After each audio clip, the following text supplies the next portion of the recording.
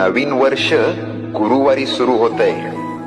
हे फक्त योगायोग नाही भक्तांनो, हे स्वामींचं संकेत आहे. हे नवीन वर्ष तुमच्यासाठी वेगळं आहे, कारण गुरुवार हा गुरुचा दिवस आहे.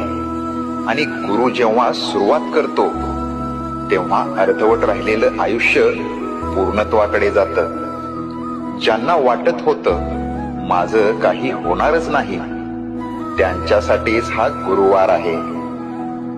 दरवाजे जे बंद होते ते आता आवाज करून उघडतील. आता तुझं आयुष्य स्वामींच्या हातात आहे. फक्त एक गोष्ट कर, मन साफ ठेव आणि श्रद्धा घट्ट ठेव, कारण नवीन वर्ष गुरुवारी सुरू होतंय आणि गुरुवार कधी रिकामा जात नाही.